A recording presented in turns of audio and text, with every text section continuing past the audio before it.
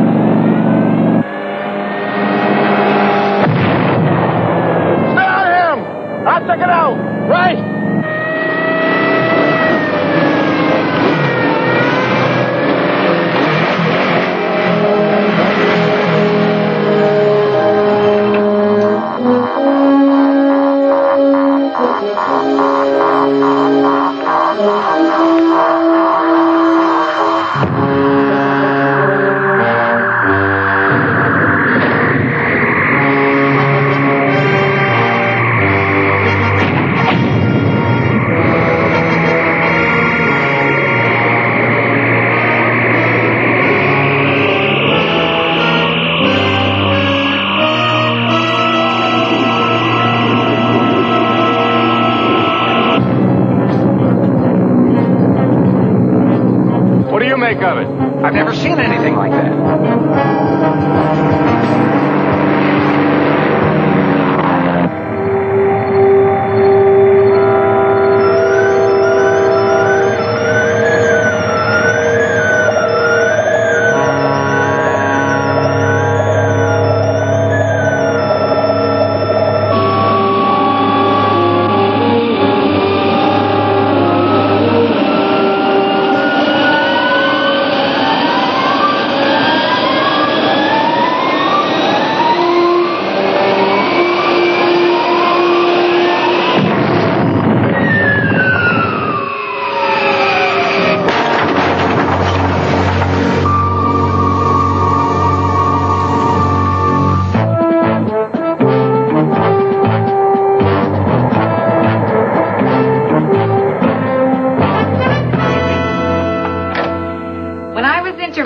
This job, I was told it would be interesting and exciting, something new happening all the time. What they didn't tell me was that it would always happen in the middle of the night.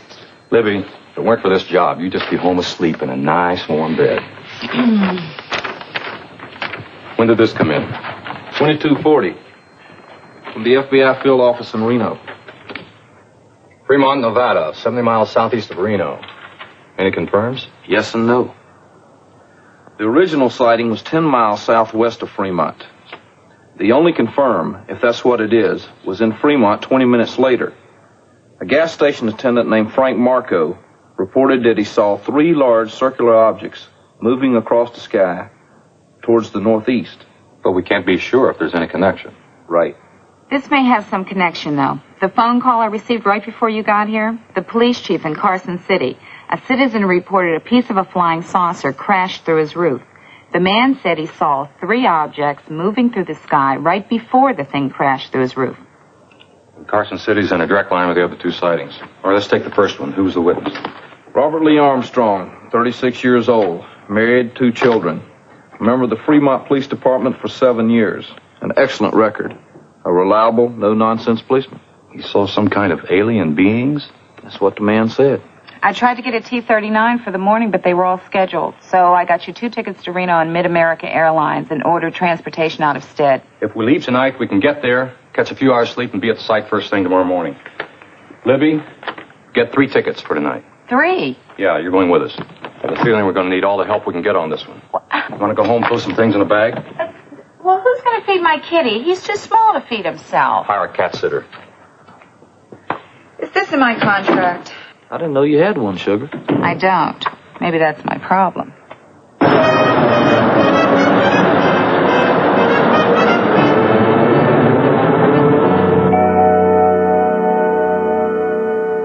Why you guys don't take this suite and let me take a single room? We can use this as an office. What is that? That is hungry. I better get him some milk. You mean you smuggled him on the plane? You smuggle contraband. That he's not. All right, Harry. Let's head to the police station and see if we can find Robert Lee Armstrong. At this time of the morning? He'd either be at home asleep or on duty. Right. But we're not going to find that out sitting around here, are we?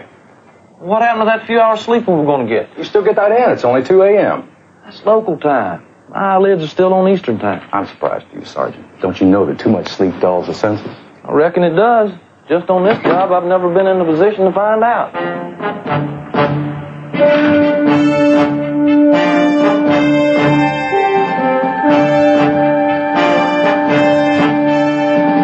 Can I help you, gentlemen? This is Harry Fitz.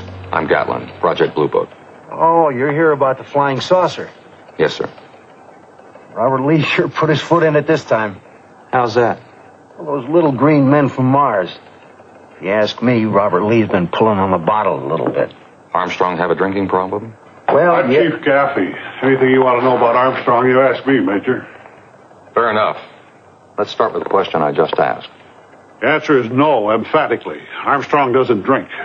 And let's get something else straight, Major. I don't want anyone coming in here, the FBI, the Air Force, the press, anyone, trying to make Robert Lee into some kind of fool. Sir, we came out here to investigate a report of a UFO. We're not here to build up or tear down anybody's character. Want some coffee? Thank you. Yes, sir. We sure could use it. You work this late all the time, Chief? Oh, this place has been a madhouse tonight. Haven't got any work done. Those newspaper men have been all over me like a case of hives. We know you're tired, but there are a couple of questions we'd like to ask you. Thank you. Has the sighting area been secured? The FBI and the National Guard has the whole area roped off. They told us to keep it secured till you boys got here. Just one more thing. Tell us about Robert Lee Armstrong. Well, Robert Lee joined the department 7 years ago. First black man on the force. Matter of fact, he's still the only one. We both had to overcome a lot of small-town bigotry. I don't mind telling you, I took a lot of heat when I hired him. I'll tell you something else. I've never regretted it. He's a good man, Major. One of the best we've got. He's honest, dedicated, good family man. Total professional. Can you tell us where he lives? Well, he's out on patrol in the North Sector. Jacobs called in sick tonight, and Robert Lee took a double shift. McGrath, write down Robert Lee's address for the Major. They'll be home about 8. We hurry, Major. We can sneak in about 4 hours sleep. Thank you very much for your time, sir.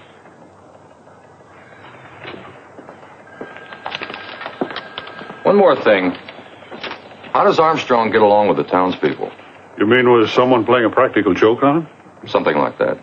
Oh, it's possible, Major, but if that's true, I'll tell you this. Someone went to an awful lot of trouble. Thank you very much.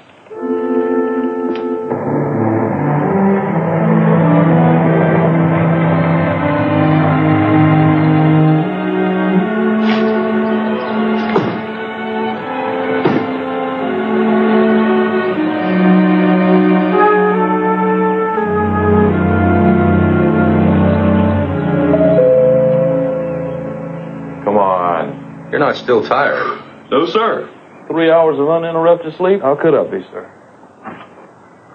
Mrs. Armstrong? Yes? This is Sergeant Harry Fitz. I'm Jake Gatlin. We're with Project Blue Book. Is your husband home? This is about the UFO he reported? Yes, ma'am.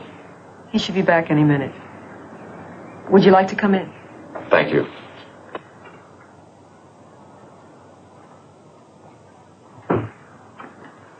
Would you like some coffee? Yes, ma'am. Sure appreciate it. Major? Yes, please. I wonder... Would you like some grits, Sergeant? Grits? My mother sends them to me from Alabama. Ma'am, I hadn't had any real grits since I was back home. Where's that, Sergeant? 6 miles South Carolina, ma'am. Northern part of the state. It'll only take a minute. Please, sit down. Thank you. Ma'am? Yes. Would it be asking too much to drop a boiled egg in them? I had that in mind. Thank you. If you'd have gotten up a half hour earlier, you could have had breakfast with me. No offense, Major, but the way it turned out, I'm glad I waited. Mama! David, what happened? I had to fight, Mama. They said Daddy was crazy. Daddy's seeing things. That's all right, David. Come on, let's get cleaned up. Is that what you think, too? That I'm crazy? Seeing things? Maybe I was just plain drunk? No, Mr. Armstrong, we don't think any of those things. Harry Fitz, I'm Jake Gatlin. You reported seeing a UFO. We're here to investigate the sighting. You read the report? Strange, huh? Preferred stranger. I don't think anybody believes me. People are starting to look at me like I'm crazy. Our job is to determine exactly what it was you did see. What you mean is I didn't see a flying saucer. You were there. We weren't. And we're not here to pin a tail on you. We're not here to prove you didn't see something. We're here to prove you did. But we're going to need some hard evidence. Okay. What do you need? Can we take a little walk, Mr. Armstrong? Bob.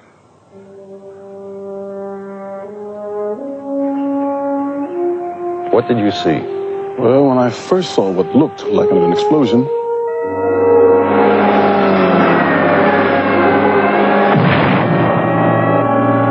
I was sure it was the dynamite shack. When I got there, everything was okay. And for some reason, my bike motor quit.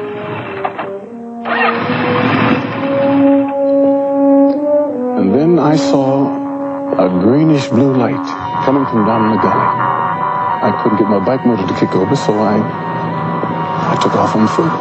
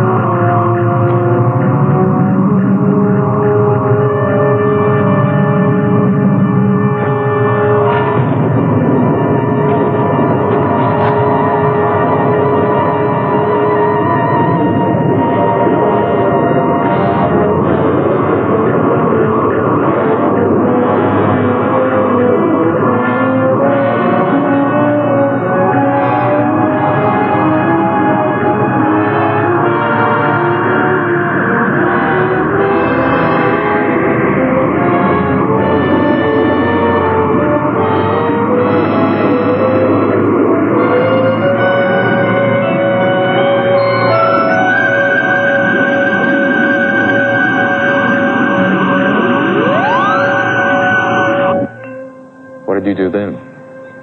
I guess I just laid there behind that bush for a few minutes. Dear God, I just never saw anything like that. I was still scared. I thought maybe that thing would come back. I didn't want to be there alone if it did. I didn't know if my radio would work or not, but I tried. Sam. This is Robert Lee, Sam. Do you read me? Come in, Sam. I need help. Yeah, go ahead, Robert Lee. Sam, get over here by the dynamite shack. Quick. What is it? What's the problem? Just get here quick, Sam. I'm on my way.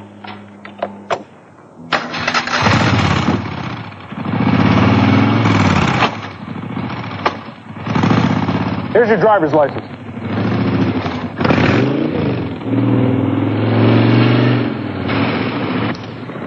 No ticket.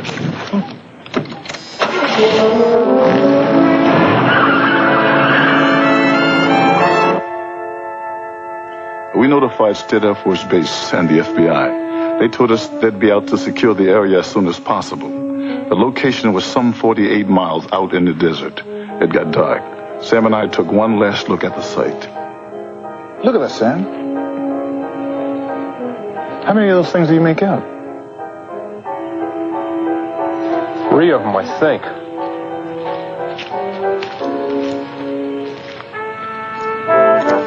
Look at that snakeweed. Do you know how hot a fire has to be to burn green snakeweed? Something was here, Robert Lee. That's for sure. Aside from the burning snakeweed and the imprints, did you see anything else? We didn't go any closer than we had to. We didn't want to backtrack over any other possible physical evidence. Now, what I've told you is the truth. I swear it. You can check with my partner, Sam. All right, Bob. We're going to go out to the site now. We'll let you know what we find. Well, I'm going with you. Been in a long night, Bob. You gotta be bushed. You don't think I can rest with this hanging over my head, do you?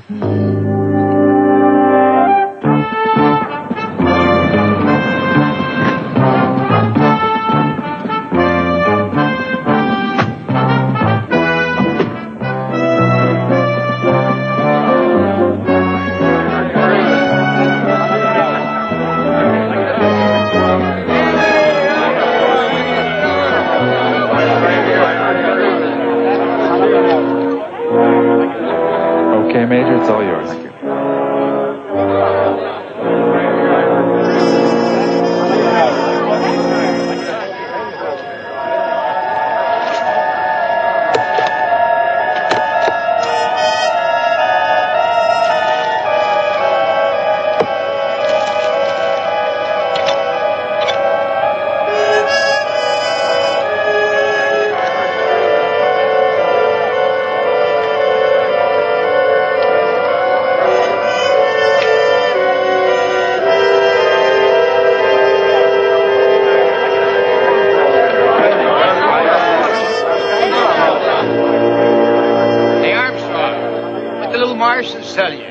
Probably looking for a gas station. They give you a ride in their flying saucer, Robert Lee? Let's finish this up and get him out of here. Right. Armstrong, were they black or white? Are you kidding? They were green. Let's go. Bob, you reckon your wife kept those grits warm? I don't mind telling you. I'm starving. You know, she said she'd drop a boiled egg in them. She's from Alabama. Give our regards to those. Only thought they did that in South Carolina.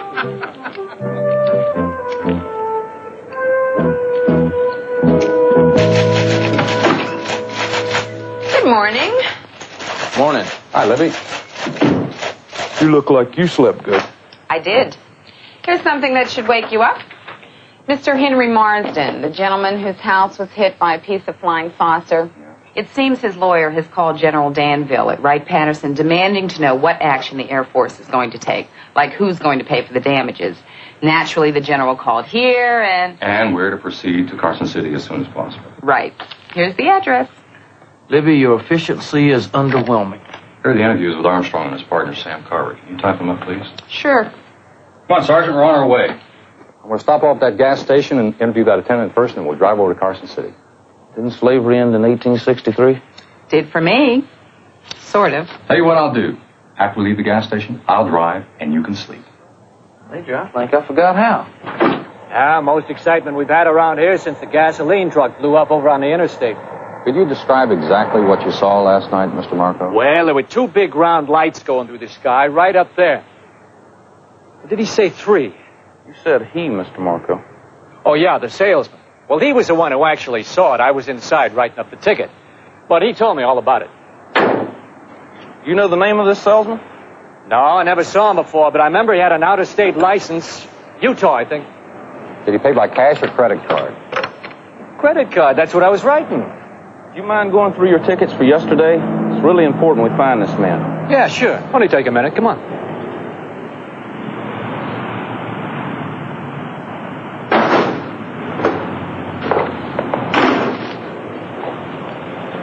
Yeah, here it is. Utah, I told you.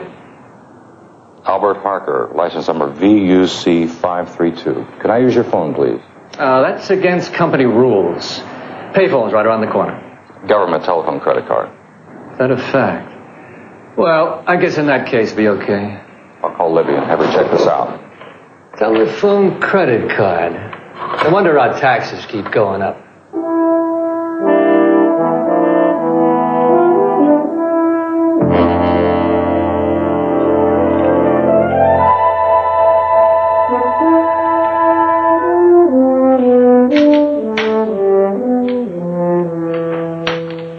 Mr. Marsden? That's right. Your Air Force, Blue Book. See the damage it did? Yes, sir. Come on in. Thank you. In the den, gentlemen. This is Mrs. Marsden and my attorney, Milton Short. I'm Gatlin. This is Sergeant Fitz. How do you do? Well, Major, the Air Force seems to have a problem. Mr. Marsden, do you think you could tell us what happened here last night? I was coming home from work. It was about 6:30, I think. I looked in the garden for the evening paper. The boy hasn't hit the porch in 6 months.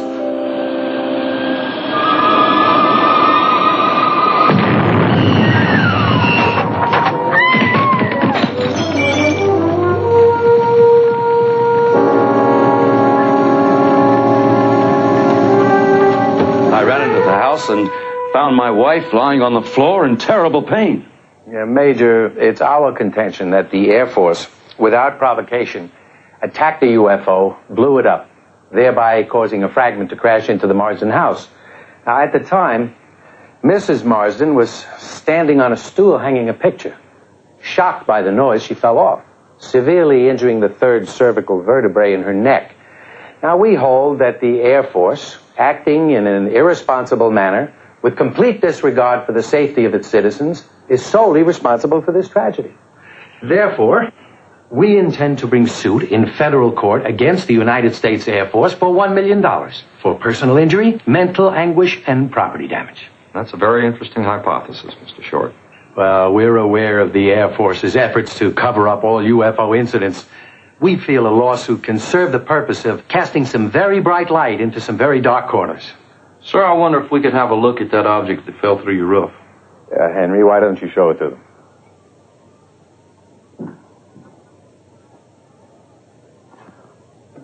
Well, as you can see, Major, an object of this size and weight falling from such a great height could easily have killed someone.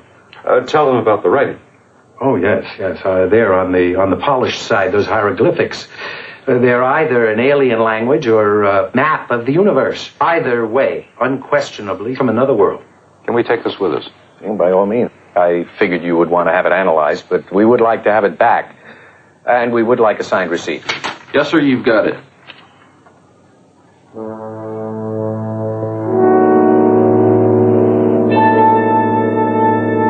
Anything on that salesman that guy at the gas station told us about? What was his name?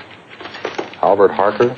Right here. DMV came through for us. He lives in Salt Lake City. Here's his address. We'll fly up there tonight. Sure you wouldn't rather go first thing in the morning? They have motels in Salt Lake City, too, Harry. We'll finish up there tonight and sleep in the morning. Well, on that basis, I'll go with you. Actually, I would anyway. Maybe check with local base operations and get a rundown on all military air traffic that was in this vicinity last night. Okay. I'll check with you in the morning. Cat's got the right idea.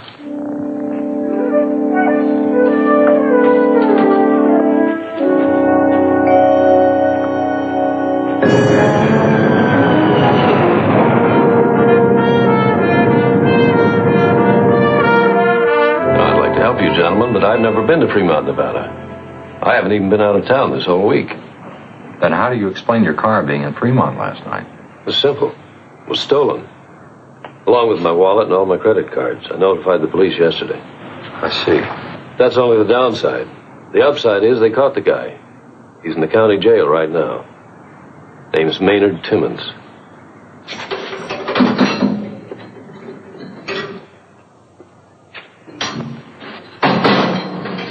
Evening, gents. I don't think you're going to find many recruits in here. We'd like to talk to you about what you saw last night in Fremont, Mr. Timmons.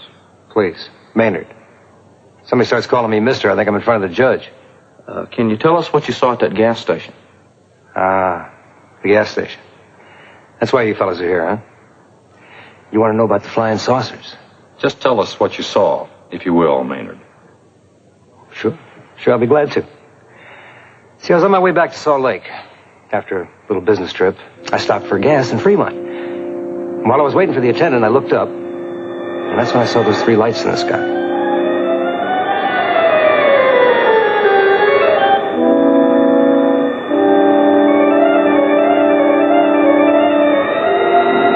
And one of them started to blink Morse code.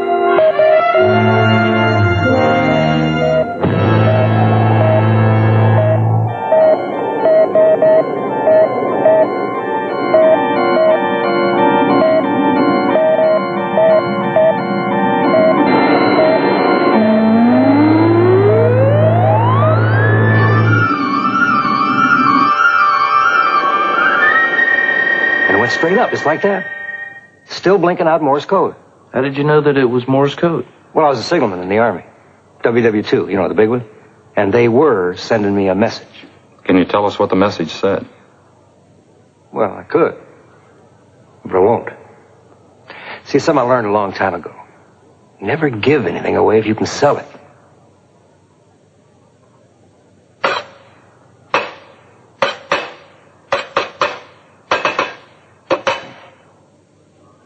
You read me? Loud and clear. No sale. Guard?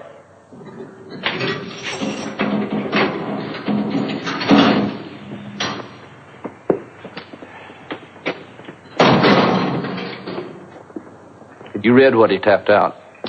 $10,000. Maynard's gonna play the game for all it's worth. He gets enough publicity, he may up the ante. Have enough for bail money. Check square one. Unreliable witness.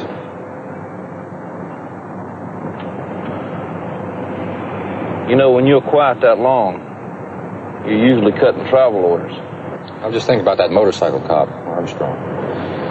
Maybe a long shot, but we better check it out. Head for the airport. I knew it. Where to? Houston. Tonight? What about that motel and sleeping in and all that? They've got motels in Houston. Well, that's what you said about here in Salt Lake City. I know, but they got more in Houston. And bigger. 10 minutes out of Houston. Want coffee, Major? Thanks. Thank you, miss. Appreciate it. Here you are, sir.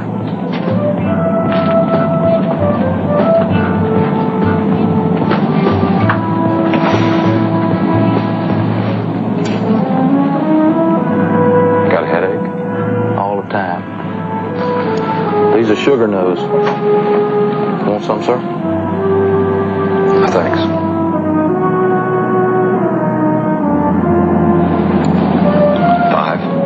This is my 5th cup today. Had the other 4 black. Makes sense. I forgot I brought them along. I've been meaning to ask you, sir. You worked this UFO detail for over 5 years now. You ever seen one? Yes, I have. You never told me. You never asked. I won't reach for the tape recorder to take notes. It's on the record. It was about a year before I signed on with Blue Book. I was ferrying a rebuilt B-25 out of Tinker AFB, Oklahoma City, to March Air Force Base in California. It was part of the Iran program. Inspection and repairs necessary. Right. It was one of the old warbirds, still camouflaged from service in Korea.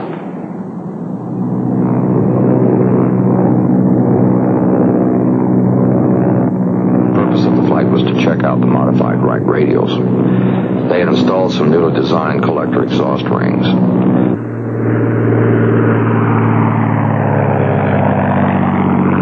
Frank Beeman, the factory engine rep, was aboard, along with my co-pilot, First Lieutenant Bob King, and the flight engineer, Carl Kramer.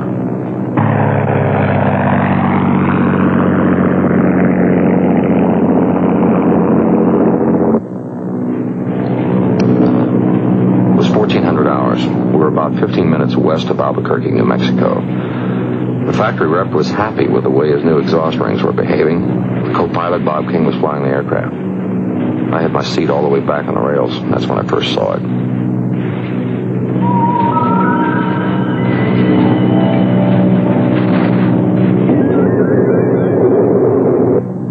O'clock high. See it? Oh, yes, sir. I see it now. Looks like a craze on the windshield to me, sir.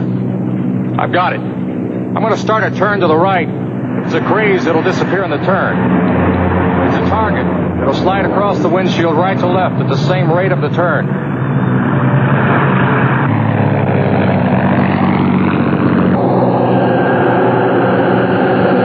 Well, you're right, sir. That's no craze. It's an aircraft. Negative. We're gaining on it.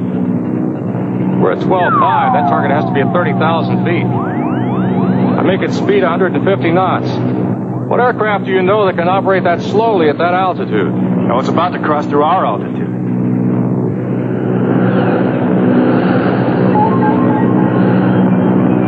It's dead ahead, Captain. Increasing pitch and power.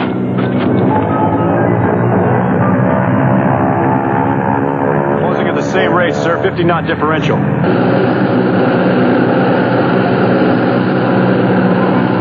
What do you make of it? I've never seen anything like that. Get in line. It's got to be a weather balloon. Something like that. Negative. Jet streams don't flow east to west, and that's the course we're on.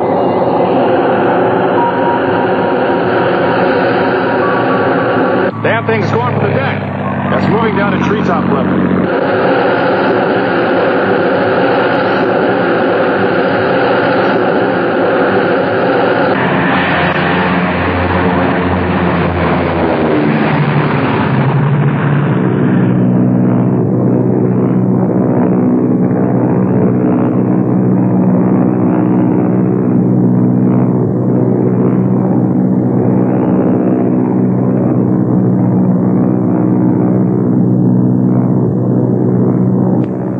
Down the bombardier's compartment. Get hooked up and talk to me. Yes, sir. Does anyone have a camera?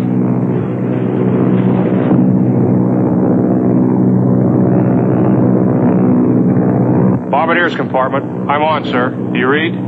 Very good. You have a camera? No, sir. Sorry, sir. So am I. Kramer. Yes, sir. Listen up. All right, everybody. I make that object as perfectly circular. I estimate its diameter at approximately 60 feet. Agreed? I'd say the maximum depth at the center of the object is roughly 10 feet. I make no wings or empennage on the bogey. Correct. One more thing, sir. The ground shadow. I read it clear, sir. It's making a shadow. It's perfectly round, like a big black silver dollar. Whatever that is, it's solid mass. If it throws a shadow, it's got to be solid.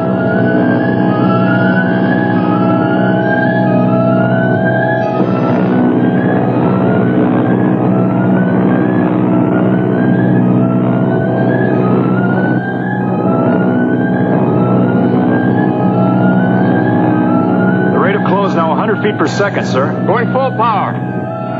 Mixture full, Rich.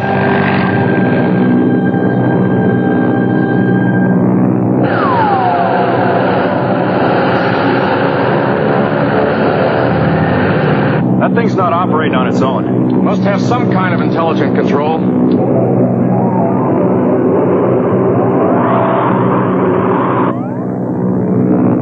I don't see it, sir. It's gone. Kramer. No, sir. I don't see a thing. All right, Kramer, take one last good look around. Keep your eyes peeled. Roger, sir.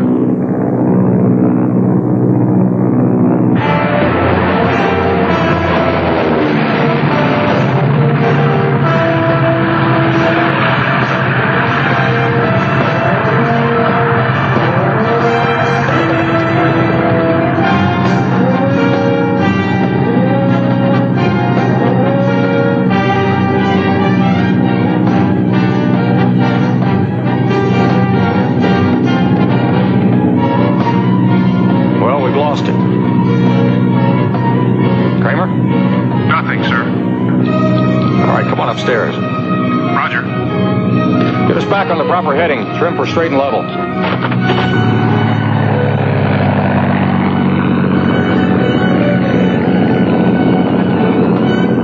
right. Here's what I propose. We'll be sitting down at March in about 2 hours. I suggest we do not discuss this incident among ourselves in the meantime. I would like you not to talk it over with anyone on the ground. Don't make any telephone calls. Just don't talk about it. I'd like all of you to write it up in your own words. Describe exactly what you saw today. Agreed?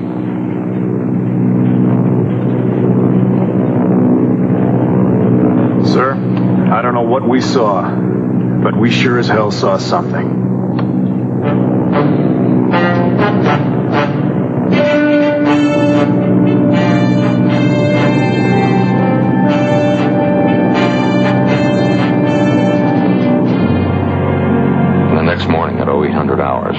I had all three of their reports on my desk. I compared them with mine. How'd they read? Like I wrote them all myself. Exactly the same. You said you weren't with Blue Book at the time. Was it ever investigated further? As soon as I read those reports, I turned everything over to the project. And they ran it through the grinder. Weather, reflections, the whole enchilada. Nothing.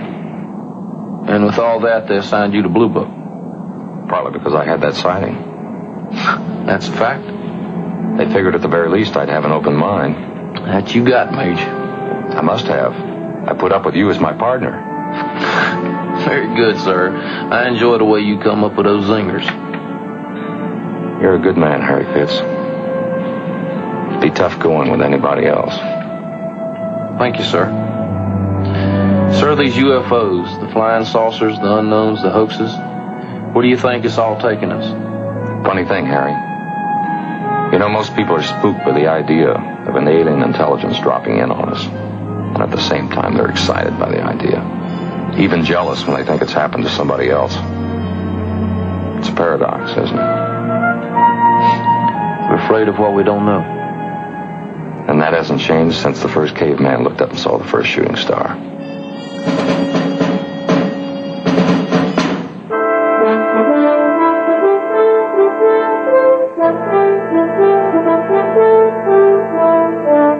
From the description Armstrong gave us, it seemed like the only logical thing.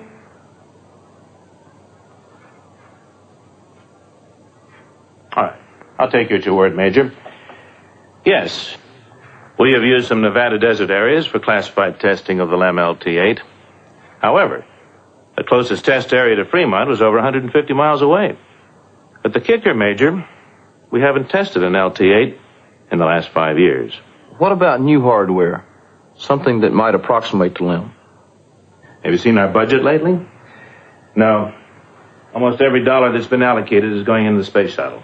Would it be possible to get a reel of LEM footage, including the LT-8? Sure, if you want. Don't know what good it'll do you. That footage is over 5 years old. Maybe none, but it's a shot. You guys from Blue Book, you really have a tough job, don't you? Most of the cases, probably 70%, are explainable. Misreading of a natural phenomenon or some man-made object. And there are the outright hoaxes. And there's a goodly number of those. What about the other 30%? They're the tougher ones. Those are the unknowns.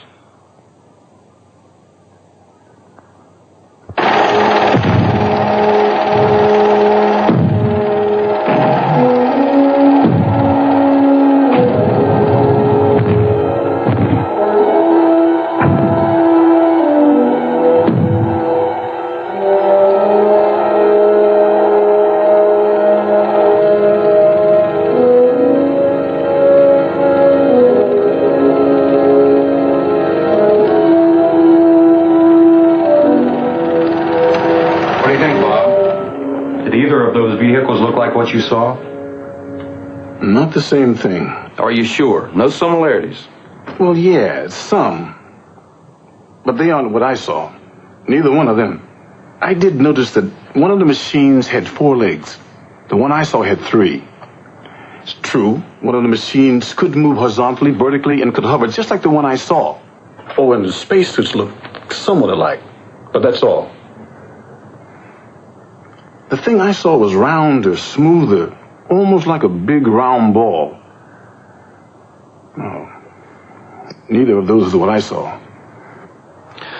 We'll be in touch with you as soon as the lab reports get back from the samples we send in. Major, how do you explain it? We can't. All we can do is to continue to dig for evidence and try to come to some kind of logical conclusion. And if there is no logical conclusion?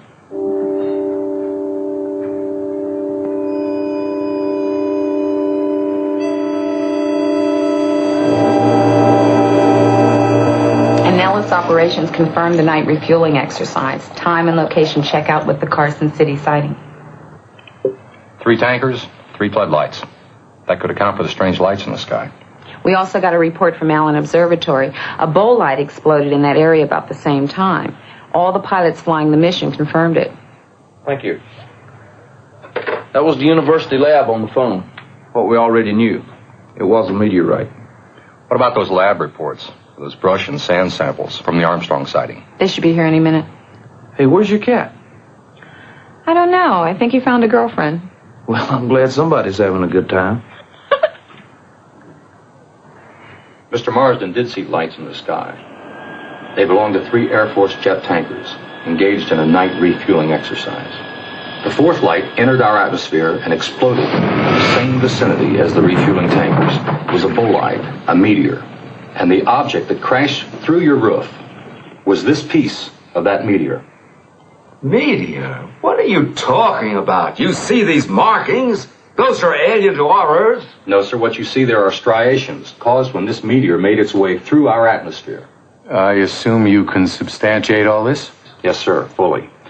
We have documentation from your own Allen Observatory, confirmation by the pilots, and the analysis of the meteorite by the University of Nevada. Well, Henry, I guess we can pack it in. You mean we're not going to sue? Not much profit in suing a meteor. I have a suggestion for you, Mr. Marsden. Yeah? What's that? Why don't you donate the meteorite to the observatory? Why should I do that? Maybe you can take it off your income tax as a deduction. Yeah. That's not a bad idea. Ethel, take that dumb thing off your neck.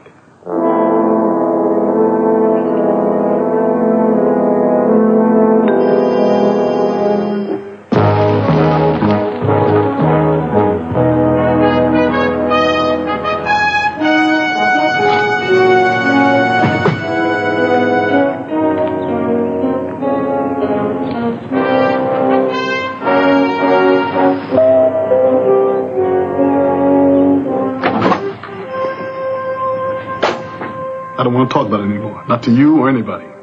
Just give us a moment of your time. There's nothing more to discuss. I think there is, and we don't need this door between us, Bob.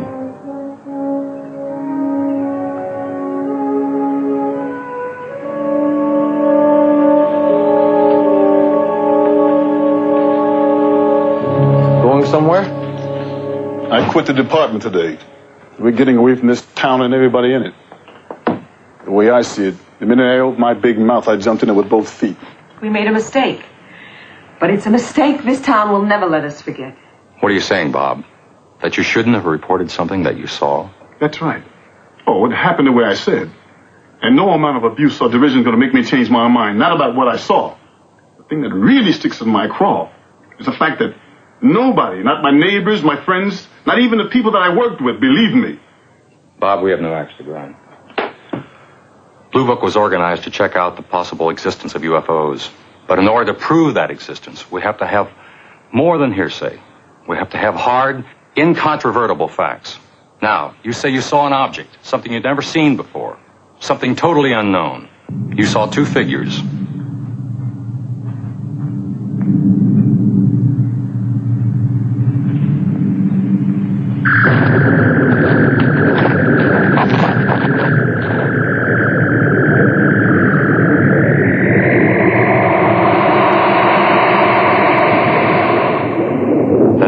Took off and disappeared.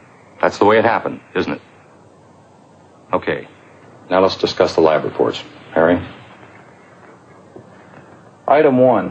The report indicates no radiation found. That in itself may not be too significant, but it does indicate whatever propulsion system was used, it wasn't atomic. Item 2. No fuel residue was found. Item 3. Burning was due to exceptionally high temperatures, which could have effectively burned off any residue. Item 4. The penetrometer showed weight distribution at each point of contact. Approximately 24,000 pounds. Which would give the object a weight factor of about 47 tons. And you know it would be impossible for Sam and me to have made those marks. Yes, sir, we do. And what's the answer? We don't know. Well, damn it, there was something there. But we can't prove what. then we're right back where we started from. Leaving this town is the only thing we can do. My family's being harassed, my kids beaten up. I can't even do my job right anymore. Yesterday I stopped a guy for speeding. He said, "What are you chasing me for? I ain't no flying saucer." It sounds funny, but it sure ain't to me. Staying around here wouldn't be fair to my family, the department, or to me. Where are you going? Reno. I got a job there, night watchman in a factory. It ain't much, but we'll make out okay. Yeah, I'm sure you will. Bob, is there anything we can do to help? Thanks, Major. But I think we're going to have to find our own way on this one. Look.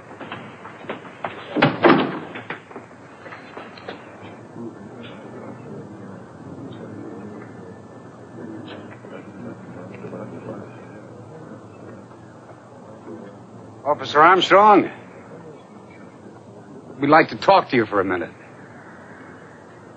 We heard you quit the force, Bob. And we know we're the cause of it, and we don't like ourselves very much for that. This national news magazine, there's a survey been taken.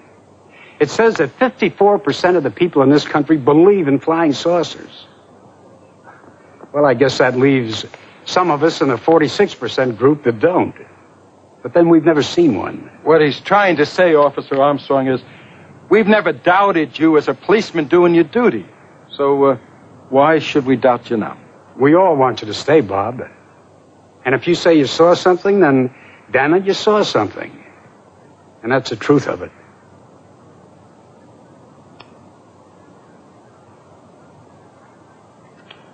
Our house is a mess, but why don't you invite him in?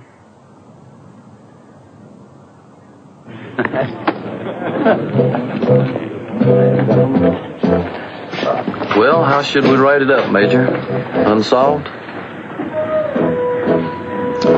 Not altogether, Sergeant.